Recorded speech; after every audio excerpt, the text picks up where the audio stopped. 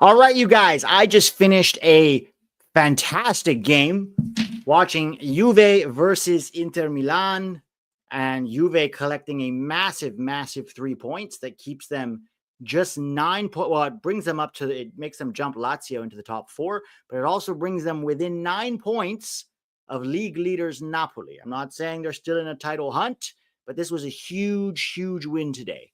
And of course, Weston McKennie and Tim Weah played huge roles. Neither got a goal or an assist, but if you watch that game, you know that they were both absolutely everywhere in this game, just like they were both huge contributors in their midweek Champions League win over PSV Eindhoven. Of course, McKennie with that goal. But, I think we're starting to get used to this, and it is a good thing, right, of our guys balling out for top clubs week in and week out, right? And,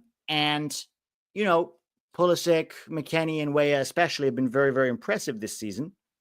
And Tyler Adams, too, let's not forget.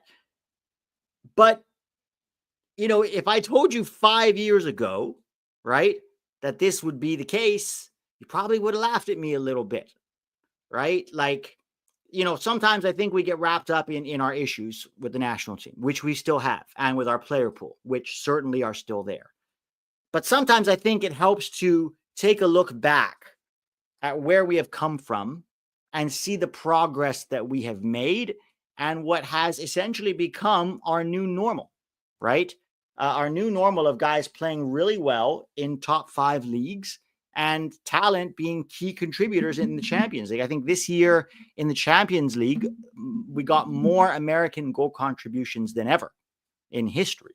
So there is progress. There is things to be excited about. Sure, the injuries right now aren't helping. And that's a bit of a downer for a lot of people, which I understand. But we got to take the positives when they come, and don't get me wrong. It's massive to have 2 Americans playing for Juventus. Now, you could argue, and some people will, this is not the Juventus of old, fair, but this is still a Juventus that is competing for a top 4 spot that isn't that far off the top and looks like they'll be in the second round of the Champions League. I am going to probably do live streams for both the Milan and Juve games in midweek if anybody wants to watch along. Live watch alongs. And by the way, Weston McKennie captaining Juve. Do you know how bizarre it was if I told you 5 years ago an American was going to captain a historic club like Juventus? It's unreal, guys. It's unreal. And it's really, really exciting. And we need more of this, of course. If we want to be a top 10 national team in the world, if we want to compete for World Cups one day, sure, we got to keep doing this, and we need this happening with many, many more players than we have right now. But overall, it's very, very positive. How are you guys doing? Call-in show late today. No, I think we've nixed the call-in shows for the time being, Czar, just because people weren't that interested in them, and B, the amount of technical issues that we had did not make it easy to do them. What's been up with you, Jeff Carey? No. Steven Salerno says, love how McKennie was not in the project and now is the captain. 3 seasons in a row. 3 seasons in a row. This has happened to McKennie, where he, is not in their plans, and then he works hard and he makes his way not only back into the starting lineup, but to becoming a really key player for Juventus. And long may it continue, right? When people were saying, oh, he should come to Cincinnati, that's his level. No, guys, this is not what we want. We do not want our guys coming back to MLS in their prime and settling for a retirement league and comfortable, no stakes exhibition soccer. We want our guys staying at the highest level, pushing themselves, grinding through the rough times, improving, competing with the best, and fighting for the best. Right? That's the Texas grit, says Steven Salerno. Yeah, maybe. Kevin Polite, glad you're feeling better coming off the flu. I had the flu over the holidays. That was really nasty. Spencer, congratulations. I just applied to graduate. Life is good. Good for you, man. Applied to graduate. You mean graduate school? Like graduate school? Where are you going, Spencer? J. Crew, how you doing? Hank, welcome. Rascality says the return of Pete live streams. Hell yeah. Thank you. Yeah, we're going to try to do them this week as the games start to have more stakes. As we go towards the end of the season, I've also had a really rough 6 or 7 months, which has prevented me from doing as much YouTube as I would like. Also with work and other things going on, I haven't always been as consistent with my uploads or live streams as I would like, but I'm hoping now that things have settled down a little bit, we can, have a little more consistency with at least, 2 streams or videos a week. Do you think Pepe will be back in time for the World Cup? Yeah. Pepe is, oh, Jesus, that's quite the picture, Wobbly Fox. Pepe is only out for the season. He's not out longer than that. He will be back for the World Cup. I think you mean Gold Cup. I'm not sure. Spencer says, in undergrad, you have to apply to graduate. I see. I'm going to study journalism, sports journalism specifically. Good. I'm loving this new StreamYard format where we actually get to see your profile pictures. This is wild. Kevin says, who will be able to throw the clipboard the furthest between you, Tack, and Maxwell at the TST? I don't know if we're even going to have any clipboards, but I promise you our bounce passes are going to be immaculate. Our attacks are going to be full of verticality, and my African dog speech is ready to rock the world. Pete going to be a millionaire. I'm not even a thousandaire yet, but it's going to take a while to get there if I ever do. All right, let's get started here with this week's top 10. Pete, are either Dest or Tillman going to be able to attend the March camp? Great question. Tillman, no. Tillman is out for quite a few months. Dest, they said he's making a lot of I think it was actually Peter Bosch said just yesterday that he's making very, very good progress. So I would say yes. Because remember, the March camp is not until the end of March. So we have about 5 or 6 weeks. I don't know how fit he's going to be. So we'll see about that. But I imagine Dest will probably be there. So first up in the top 10 is Alejandro Zendejas, who's actually having a really strong start to the season now with 6 goal contributions in the first 5 games. This was against Necaxa.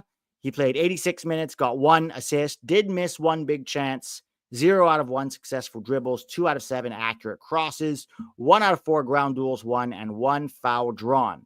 This was the assist, took it nicely on the right-hand side where he plays, and then put in a great lofted cross for Hidalgo to get in there. Fidalgo, I'm sorry, not Hidalgo, to get in there and score. They still lost this game 2-3 to Necaxa, but again, he's having a really strong start to the season. Yes, it's Liga MX, but it's still, there's a level where if you're getting 30 goal contributions in Liga MX, you might be in for a shout for that 4th spot, perhaps, with the national team, that on the winger, right? The winger spot is interesting, and I want to talk a little bit about Nathaniel Brown in a little bit because he could be depth both as winger and as left fullback for us.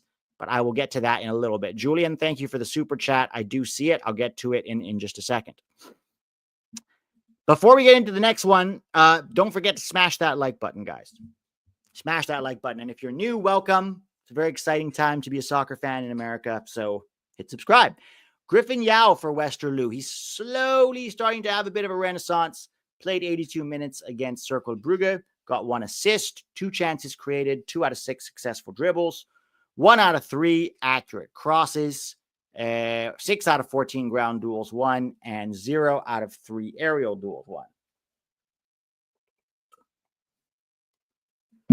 Now, unfortunately, I was not able to find a video of his assist anywhere, so I was not able to sketch it out for you.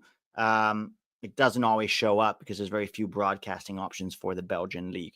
Taylor Booth did get an assist today, Albert, but it was an accidental assist. The ball whacked off of him and into the path of a teammate to score, so he doesn't make the top 10.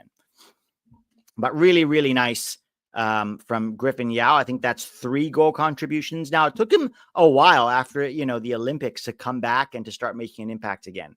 But it's good to see him starting to do that.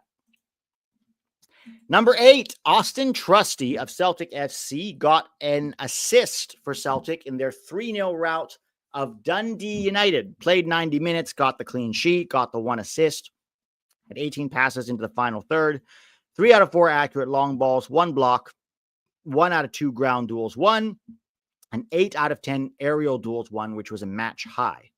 I think he even won man of the match. This was the assist that he got it was, an assist. Of course, it was still an assist because Jota did most of the work there. But, stepping into midfield and making the pass, and then Jota, dribbled inside, cut inside onto his right foot and scored. But that was nice to see. Austin Trusty also had both him and Cameron Carter-Vickers, by the way, both had a pretty decent game against Bayern Munich in the Champions League in, midweek. And I'll say this, they're not going to get past Bayern, right?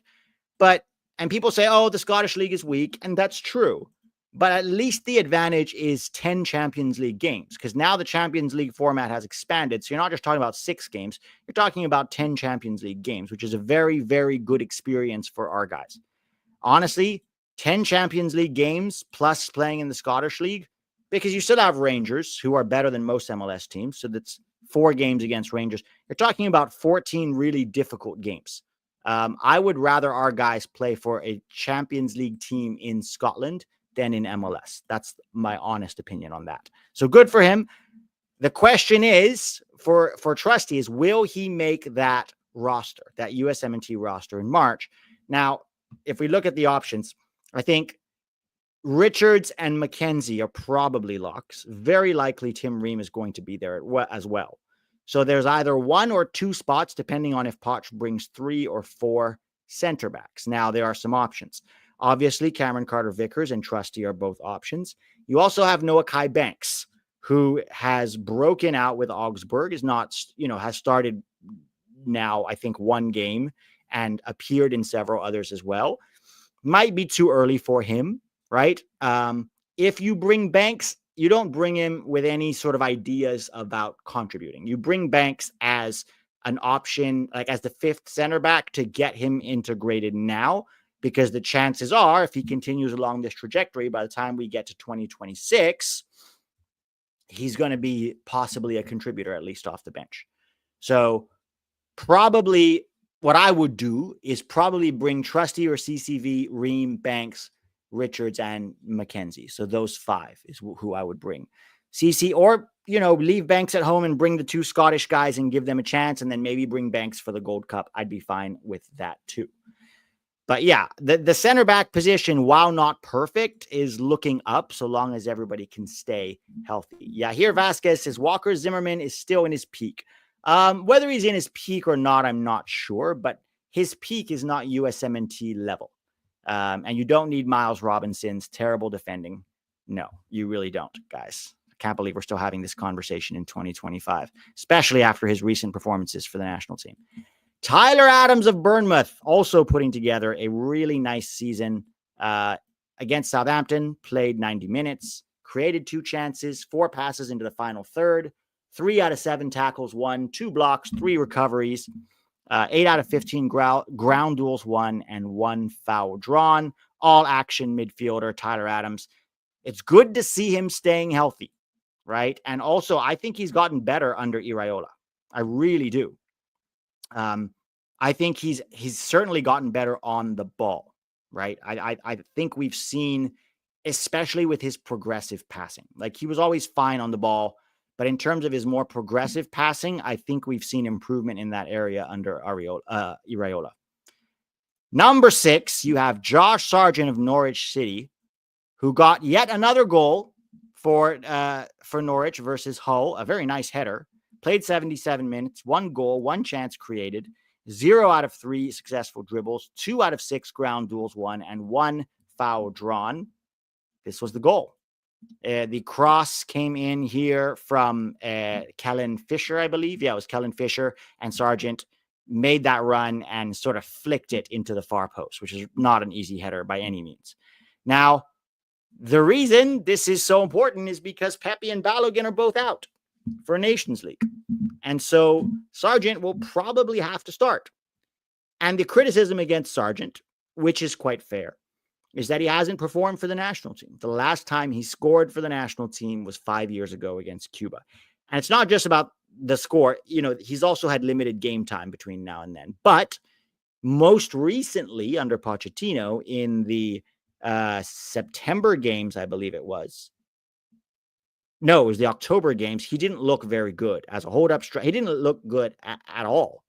And so this may be his last opportunity if he comes in and plays well against Panama and hopefully subsequently against Canada or Mexico, this could be his opportunity, maybe his last opportunity, right?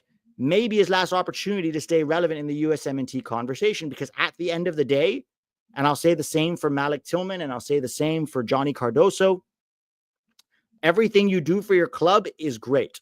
It'll get you a certain amount of looks. But at the end of the day, you have to perform for the national team. Otherwise, it almost doesn't matter what you do for your club, right? So look at Giovanni Reyna, right? Not getting game time at Dortmund for a long time now. To be fair, when he has gotten game time, he's actually produced, but that's a different discussion. And everybody says the same thing every time, right? It's like, don't call him up. He doesn't deserve it. Not everybody. Some people. Shouldn't be. And yet he comes in and delivers for the national team pretty consistently. So the vice versa of that is, well, Malik Tillman, Johnny Cardoso, Josh Sargent, anybody else, you got to perform for the national team. Otherwise, all your club form is relatively meaningless in terms of national team perspective, right? So hopefully, but I like Sargent and I'm rooting for him and I want him to be good for us, but I want to see that in March if he starts, right? If he starts. Chris Richards had 2 very good games this week. First against Doncaster Rovers in the FA Cup. Played 90 minutes, helped them get a clean sheet. Now, arguably, Doncaster Rovers, you're talking about a League 2 side, so let's keep that in perspective. 7 passes into the final third, 1 out of 5 accurate long balls, 1 block, 3 clearances, 2 interceptions, 5 recoveries, 3 out of 5 ground duels won, and 1 out of 2 aerial duels won. But more interestingly, even though they lost to Everton this weekend, I actually thought he still played quite well, right? Played 90 minutes, 1 goal involvement, 3 out of 3 tackles won, 1 block, 7 clearances, 4 recoveries, 3 out of 8 duels won, and 4 out of 7 aerial duels won. And his goal involvement was great, by the way. He went charging through their defense on his own and managed to tap it to, I don't remember who it was, but basically he got a hockey assist after a mazy, not really a mazy dribble, more like battering rammed his way through several defenders and then laid the ball off while he was falling over. But he's starting to put together some more consistent form for Crystal Palace, which is good, right? We need that. We need Chris Richards to be a stalwart, reliable defender for us, which he hasn't always been. So for me, I would love to see probably him and Mark McKenzie together in March and see how that looks, because that could be our pairing for 2026, right? Yes, Goro, you took the words right out of my mouth. I'm loving all these profile pics. PFPs are on point, guys. Richards needs to play better when he is with the USMNT. Agreed, because dude is a beast at Crystal Palace. I want to clarify something. Nick says, guys like Tillman and Cardoso will certainly get looks with the USMNT if they are performing well at club level, especially if they are playing in a good Champions League team and a good La Liga team. Yes, let me be very clear. I'm not saying they shouldn't be called up to the national team. What I'm saying is there is a limit there is a saturation point, or a breaking point rather, where your club performances only matter so much. If you get 30, 40 caps and you still don't play well for the national team at all, sure, you might get called in based on the lack of options, but you're probably not going to get that much playing time, nor should you, right? Because at the end of the day, your USMNT performances are what mostly matter in terms of your USMNT playing time. Right?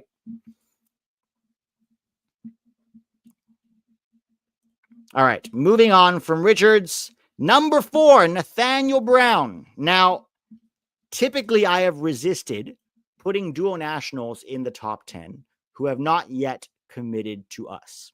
But all the reports seem to indicate that Nathaniel Brown might just be there in March.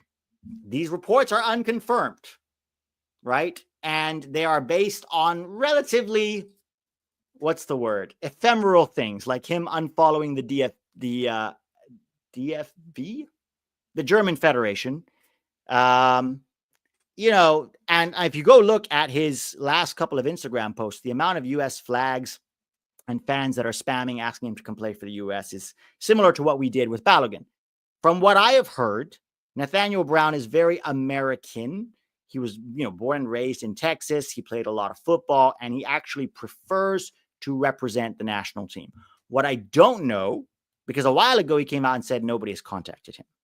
What I don't know is whether or not Poch has contacted him and whether he is committed to play for us or not. So it is going to be quite interesting. He's a military kid. I believe he does speak English, Daniel. Spencer Doherty says, but Brett and Derek think he'll be in March camp. That's encouraging. I know Derek does have some contacts as well. So yeah, and by the way, Nathaniel Brown got his 7th goal contribution of the season. What's so interesting about Nathaniel Brown is that Frankfurt plays in a 3-4-3, and he plays as a wing back for them. He has the capacity to play as a left back, or even potentially, I think he has the technical ability to play as a winger for us as well, if needed. So at worst, he is good backup for both A-Rob at fullback and Pulisic on the left. And he's 21 years old. And if we get Nathaniel Brown to commit to the USMNT, our fullback positions are sorted for probably the next 10 years. You've got A-Rob and Brown on the left. You've got Dest and Scally on the right? We're pretty comfortable there in terms of depth. And then after that, frankly, if 2 of them are injured, you start looking at moving somebody else there, like a Weah or a Musa, or an Adams or a Richards or a, McKennie. There are tons of options. But we would be very much set in terms of not just depth, but quality of depth, which we haven't always had at the fullback position. So Brown, for me, is the number 1 recruitment guy for this window. If we get Brown and we don't get Downs and we don't get Chase, I'll be relatively happy, right? Because he's definitely a guy that is not only going to make us better in depth, but actually lift our ceiling. Because believe it or not, having quality depth lifts your ceiling. It allows you to rotate. It allows you to rest players. It allows you to not freak out if you have an injury to a huge player. All the best teams in the world, all those teams, they deal with injuries much better than we do because they have much, much more quality in depth. And if we want to challenge for World Cups, we need to start building that quality in depth. So yes, he got an assist against Holstein Kiel. 2 chances created, 2 out of 2 tackles won. His other stats were not great, but I watched the game. He was fine. 0 out of 1 successful dribbles, 0 out of 5 accurate crosses, and 0 out of 1 accurate long balls. This was the assist. The cross came in. He sort of readjusted his body as the ball bounced, and he headed it down to Hugo Larsson, and then Larsson made the run to the 6-yard box and sort of bobbled it off his knee into the back of the net. So he's already at 7. Again, this is a 21-year-old, not only starting in the Bundesliga in a key position of need, but performing well, right? Paxton Aronson had a huge, huge goal for Utrecht against PSV Eindhoven in their 2-2 draw, a last-minute header where he climbed over Griffin Dorsey to head it into the back of the net and make it 2-2. That was his 11th goal contribution of the season, a really strong breakout season for Paxton, by the way. Also had 3 clearances, 3 out of 3 tackles won, 5 out of 3 ground duels won, 1 out of 1 aerial duels won, and 1 foul drawn. This was the goal. Oscar Fraulo with the cross. Well, it wasn't last minute. Actually, no, I'm wrong. It was not the equalizer. It was the go-ahead goal. And there was Paxton. Richie Ledesma was ball watching. Paxton makes the run with a very, very good header, and it could cost PSV the title. It could cost PSV the title because now they are behind Ajax, and Ajax has a game in hand, right? Ledesma is going to play for Mexico. I don't know about that. Did I say Griffin Dorsey? He did not leap over Griffin Dorsey. Sorry, I was reading S20. Was it S27's trolling? No, it was not Griffin Dorsey. Griffin Dorsey is preparing for another season in MLS. While the Houston... No, I'm not going to attack Houston fans today. Today is not the day. I'm actually happy for them that they got Jack McLean.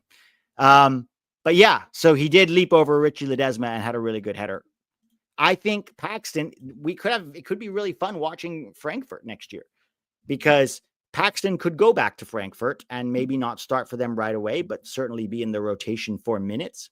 And then there is a small chance that Aiden Harangi could be with the first team as well. And then if we get Nathaniel Brown, they might be a fun, Bundesliga team to watch from a USMNT perspective. Timo Weah, guys, I am running out of not expletives because that implies a negative, but I am running out of things to say to compliment Tim Weah for this season.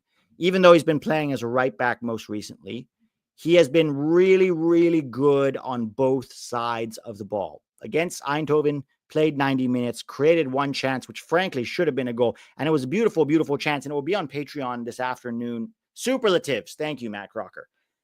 It'll be on Patreon this afternoon or possibly tomorrow morning, where he should have had a goal. He intercepted the ball in his own half, dribbled around 3 players, and then put a really good cross. I'll show it in just a second. That was cleared off the line.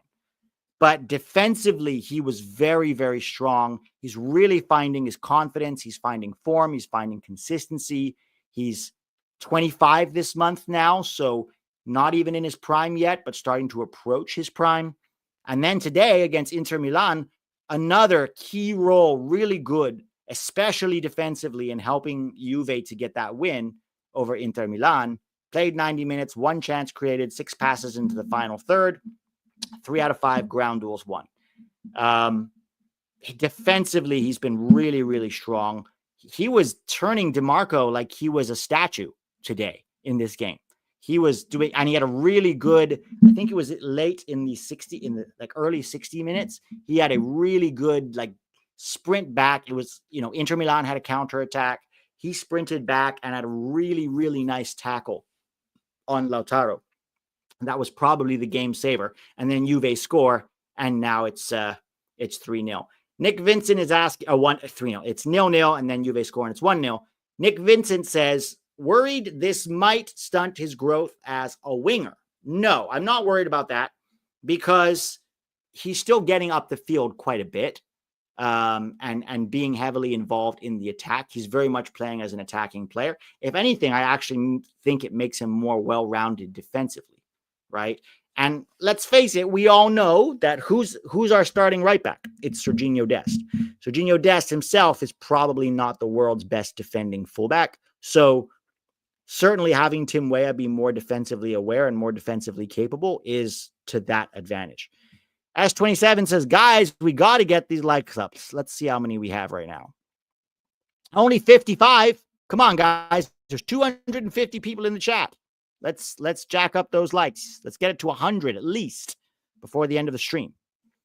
All right. This was the chance that he created against PSV Eindhoven. And again, this is just a sketch of the final cross. On Patreon, you'll see the actual clip where he started this run in midfield at the halfway line and bam, beats 3 guys, puts the cross in, and it was cleared off the line.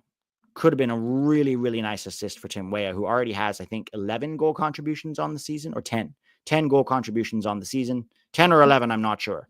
But that is a record for him. He's never gotten that many. And considering that he's playing, right back, left back at times, hasn't played that much. He's had some injuries. He's been on the bench at times.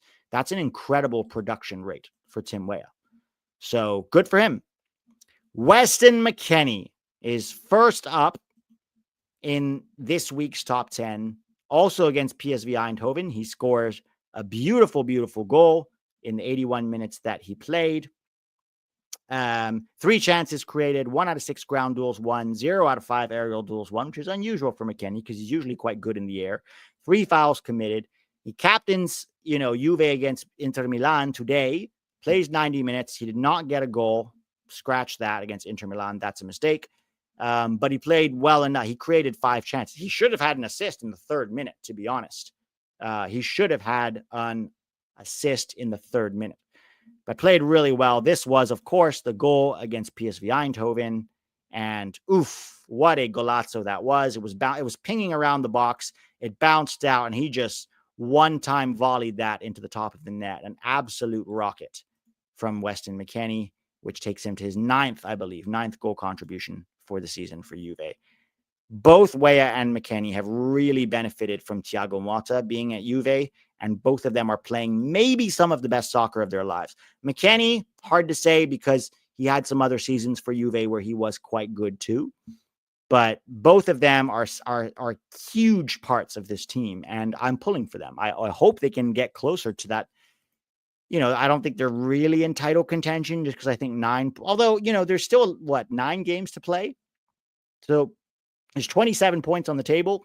It's tight, but possible. Let's see what they look like. Let's see what this momentum looks like. And like I said before, in midweek, we will definitely do the live watch along for both the Milan and Juve Champions League games.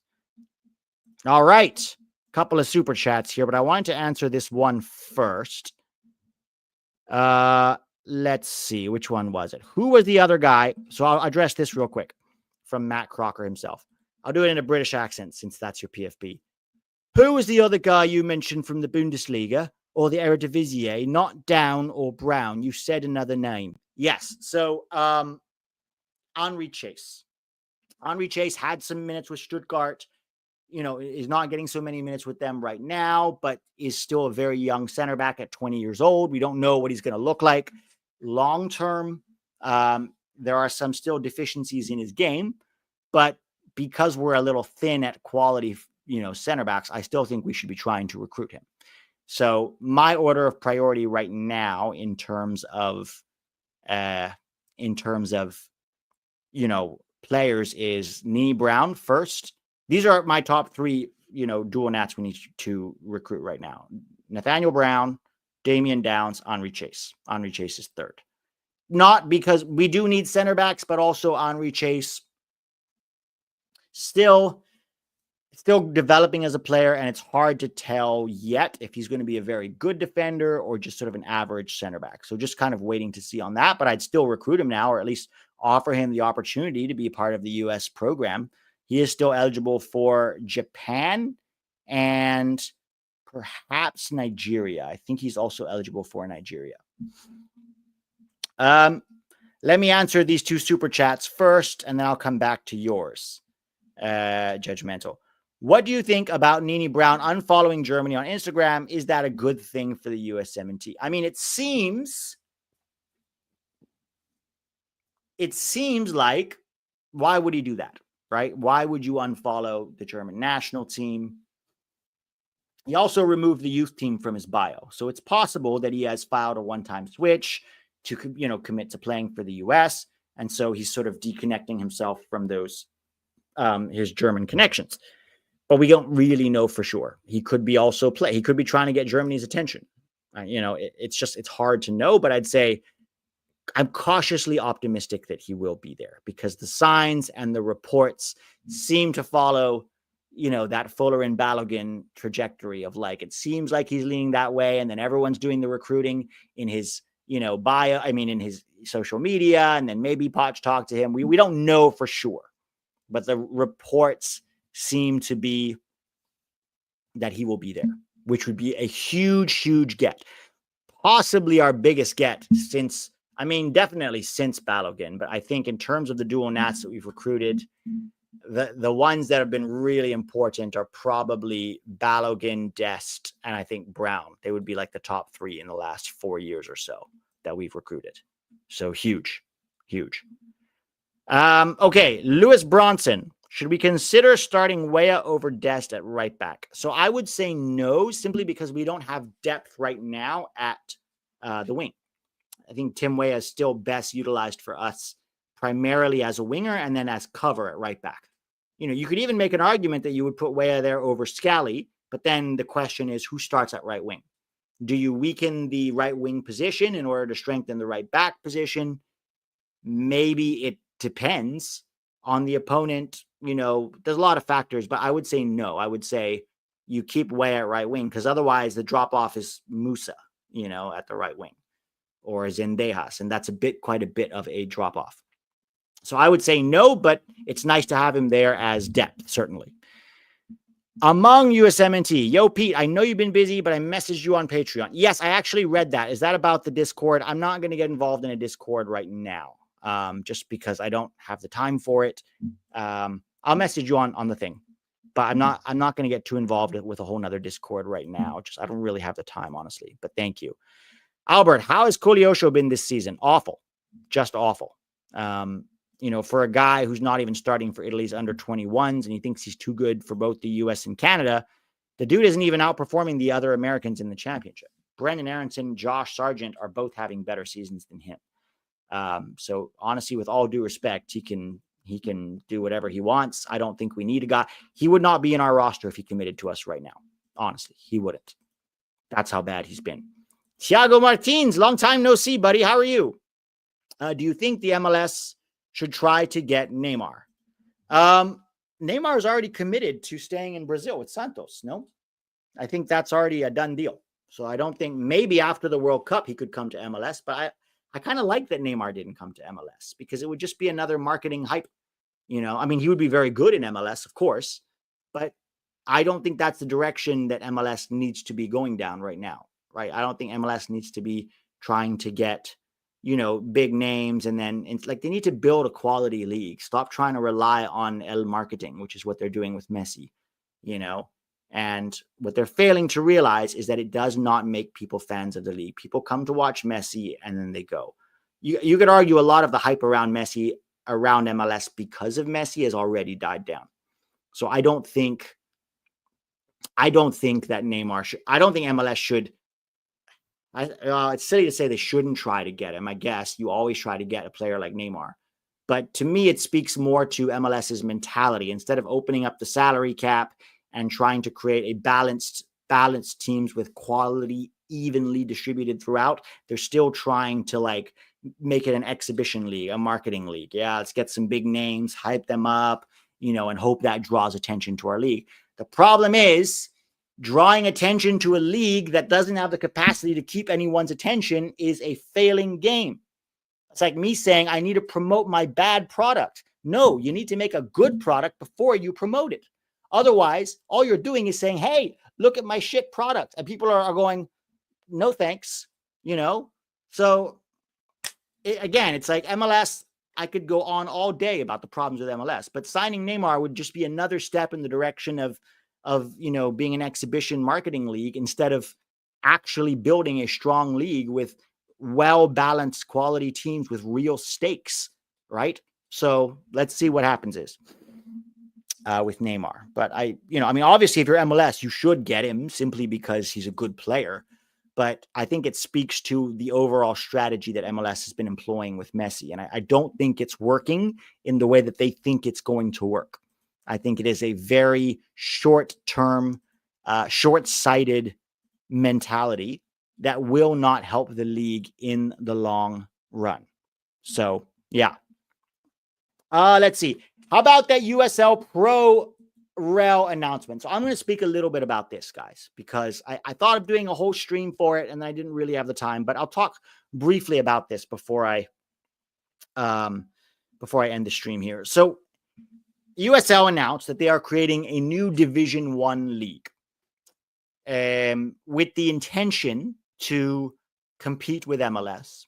And as they said in the announcement, or at least Paul Donahue said to Paul Tenorio of The Athletic, the goal is to have Pro Rel. And that sounds exciting for sure. And I think I'm very interested to see how this goes. But here's the problem with that.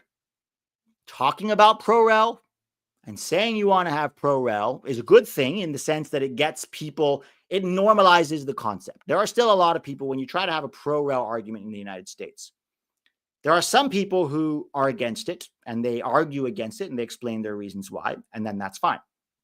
And there are some people who are so against it, their main argument is you shouldn't even talk about it, right? Like this is some communist level BS from people who say that.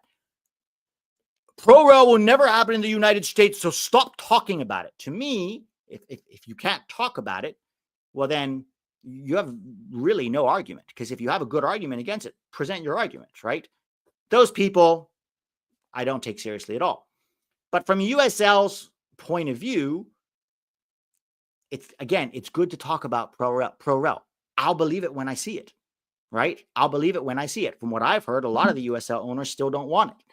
So If you just want to become MLS 2.0 and you want to sell franchise fees and call yourself D1, this calling yourself Division 1 thing or getting the little sanction, MLS is Division 1. They don't even follow the Division 1 rules. The Division 1 rules require you to participate in the Open Cup, all your teams, not a third of your teams, not half of your teams. So this Division 1 thing, it's nonsense. It's fugazi. It's stuff that they make up and then they stick a label on it and they go, oh, you're Division 1. Oh, now we have 2 Division 1 teams. What country in the world has 2 Division 1 leagues? Nobody. It doesn't make any sense. So if you're trying to differentiate yourself from MLS, have Pro-Rel. That'd be a big way to differentiate yourself. Have your clubs be separately owned and operated instead of part of a franchise, which, to be fair, I think USL already does that to a degree. Not fully, but to a degree. And they also have a much more community feel about them. So they have some things that they have going for them. But right now, USL, Pro-Rel, it's all lip service until I see it happen. Because Paul Madonahue is like, he's the commissioner. He's like, well, we should try to, the goal is to have it. It just takes some time. It's like, okay, but then why am I watching? Right? If let's say 2027, it kicks off and you have your league, why should I care? How do you differentiate yourself from MLS? You're just another franchise league, selling teams and trying to make a little money and take advantage of 2026 hype. No one's going to care. I mean, the people that care are going to be the people who already care. The people in Louisville already care, right? In New Mexico, in Albuquerque, they already care. In New Mexico United. In Sacramento, they already care, right? In Phoenix, they already care. Like, I don't think calling them D1 without doing anything to differentiate them from MLS is going to make more people tune in. I think if you have something different, now, if they actually start Pro-Rel, I'm all in. I will find the team closest to me, buy a jersey, and become a season ticket holder. Because that is how I believe the game should be run, just like it is everywhere else in the world, where you earn your place in the top division through merit on the field, not through a billionaire owner, putting $700 million on the table and buying your way that way. I just don't believe that's how it should be done. It's one of my primary complaints about MLS. So if USL actually does it, great, count me. Not only will I'll probably cover the league on my channel. I will, because that's the kind of league that I want to support and endorse. But until then, it's all lip service. So, we'll see. It's like, okay, convince me. You have my attention. But if you want my money and my eyeballs, do what you're going to say and don't make false promises. Otherwise, you're just scummy. All right, let's see. Somebody's asking about college soccer. Yeah. So, Albert, college soccer is a little complicated. I know there was reports about them joining USL. The thing is, with a pyramid, I mean, it's an intriguing thought, right? The question is, because now that college players can get paid for their, playing for their teams, it could be very interesting. It could be the first league in the world to properly integrate university or college teams into their leagues. And can you imagine Duke University making it to the top league? That could be quite fun and interesting, but I don't know how it would work. There's a lot of, moving pieces to work out, and I'm sure it's not going to happen soon. But more importantly, you need to have Pro-Rel. And here's my question. What is stopping USL from having Pro-Rel right now? Right? Not really anything, except the resistance of some of the owners. So are those owners going to change their mind because you slap a D1 name on your league? I don't know. Like I said, I'm going to wait and see. All right, guys. Have a great one. Have a fantastic weekend or rest of your weekend. And smash the like button. If you do want to join Patreon, that would be very appreciated. Thank you to everybody who already has. I cannot tell you how much it helps to support the channel and keep it going in these uncertain times. No, I kid. Yes, the Patreon video will be out either this afternoon or tomorrow morning. You guys have a great week. Smash the like button before you go if you haven't already. We are at how many likes now? 122. Let's get it up to 150 before we close the stream. Thanks again, guys. Talk to you soon.